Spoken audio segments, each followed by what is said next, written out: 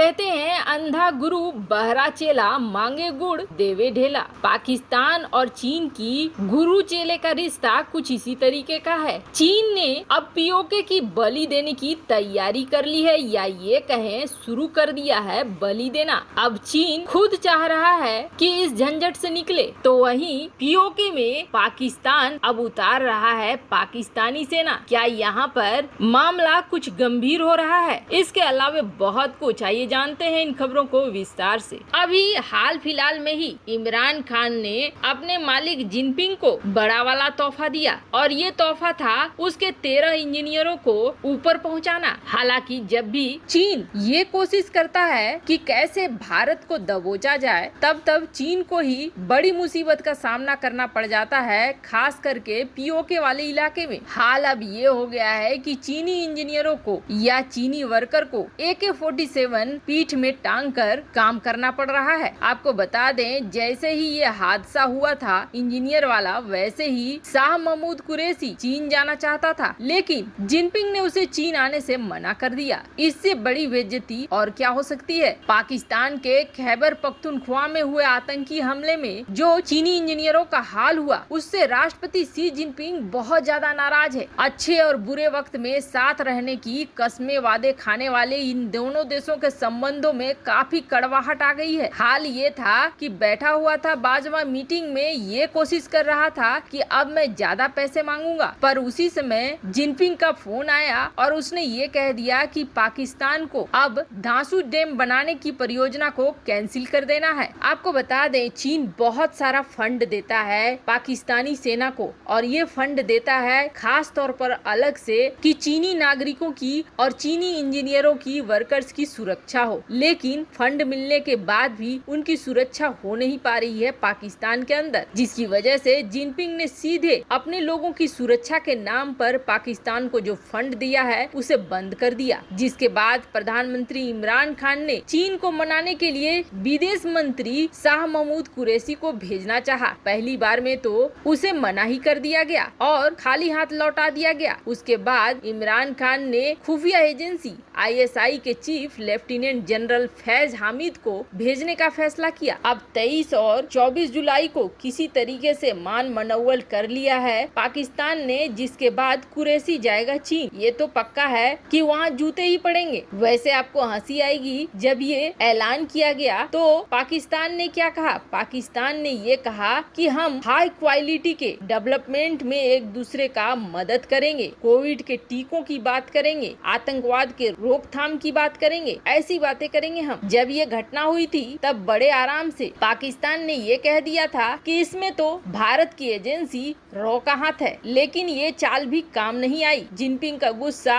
इतना ज्यादा बढ़ा इस मामले में कि उसने अपनी तरफ से टीम भेज दिया कि हम खुद जांच करेंगे, खुद देखेंगे कि आखिर हुआ क्या है और इसके पीछे कौन है। चीन ने तो सबसे पहले 4320 मेगावाट का जो ये बांध बना रहा था सिंधु नदी पर, उसे ही बंद कर दिया। पर अब सीपेक के कई बड़े बड़े प्रोजेक्ट को चीन कर रहा है कैंसिल। अब चीन के मूड से ये लग रहा है कि सिर्फ एक दांसू डैम नहीं, बल्कि पूरे सीपेक को ही बंद करने के कगार पर जिनपिंग ला रहे हैं। जिस तरीके से उनके एक्शन हो रहे हैं एक के बाद एक, फंड रोक दी और अब सीपेक की कई परियोजनाओं को कैंसिल करता जा रहा है चीन। उम्मीद ये जताई जा रही है कि अब इस एरिया से चीन पीछे हट जाएगा और अब यहाँ सीपेक परियोजना ही पूरी तरीके से खत्म हो जाएगी और न रहेगा सीपेक और न पीओके में चीन का प्रेजेंस रहेगा। हालांकि ग्वादर को लेकर चीन अपनी प्रेजेंस बनाकर रखने की कोशिश जरूर करेगा, क्योंकि यहाँ से भारत के खिलाफ एक्शन लेना बड़ा आसान हो जाएगा चीन के लिए। पर एक बार सीपेक परियोजना बंद होनी शुरू हो गई है तो अब इस जगह पे भारत के लिए रास्ता आसान जरूर बन रहा है। वैसे आपको बता दें, पाकिस्तान को इस चीज का डर लग रहा है कि भारत कुछ इसी तरह के एक्शन ले सकता है। ऐसे में अब पाकिस्तान ने पीओके में पाकिस्तानी सेना की संख्या को बढ़ाना शुरू कर दिया है। वैसे तो पाकिस्तान ये कह रहा है कि ये संख्या हमने बढ़ाई है आने वाले चुनावों को लेकर, लेकिन अंदाजा ये लगाया जा रहा है कि पीओके में भारत के एक्शन से घबराए पाकिस्तान को ऐसा लग रहा है कि कभी भी इस इलाके में अब भारत एक्शन ले सकता है। ऐसे में इन जगहों की सुरक्षा जितनी जल्दी शुरू कर दे पाकिस्तान, उतना ही अच्छा होगा। वैसे आपको बता दें, पाकिस्तान को ठोकने की तैयारी अफगानिस्तान और भारत दोनों ही कर रहे हैं। हाल ही में जिस तरीके से अफगानिस्तान के राजदूत की बेटी को अगवा कर लिया गया और उसे टॉर्चर किया गया, इसके बाद आप ये मामला इतना ज्यादा उछला कि आप अंदाजा लगाइए, अफगान की सरकार ने तो इस मामले पर निराशा और खेद प्रकट किया ही, तो वहीं तालिबान ने भी पाकिस्तान को ये कह दिया कि आपने ये जो किया ये बहुत ही गलत किया। मतलब कि तालिबान अब शिक्षा दे रहा है पाकिस्तान को और इतना नीचे पाकिस्तान गिर गए। पर ऐसा है कि इस इलाके में अब चीजें बदल रही हैं। अफगानिस्तान में ऐसा नहीं है कि थल सेना की कमी है। तालिबान बहुत जल्द अफगानिस्तान पर कब्जा कर लेगा, ऐसा तो अब होता हुआ नहीं दिख रहा है। खास करके तब जब अमेरिकी सेना यहाँ पर एयर स्ट्राइक लगातार कर रही है। पर अफगानिस्तान और भारत लगातार मीटिंग कर रहे हैं। अफगानिस्तान की सरकार के कई मंत्री डायरेक्ट भारत के मंत्रियों के संपर्क में भी हैं। यहाँ तक कि अफगानिस्तान के सेना प्रमुख आ रहे हैं भारत, जिसके बाद ये अंदाजा लगाया जा रहा है कि इस क्षेत्र में भारत और अफगानिस्तान सबसे पहले पाकिस्तान की ठुकाई करेंगे। इसकी ठोस वजह भी है। एक तरफ अफगानिस्तान पूरी तरीके से चिढ़ा हुआ है पाकिस्तान से, तो वहीं पाकिस्तान और भारत में तो कभी बनी ही नहीं है। जिन तालिबानी लड़ाकों को भारत में घुसाने के चक्कर में है पाकिस्तान, उसका इलाज अब अफगानिस्तान और भारत दोनों के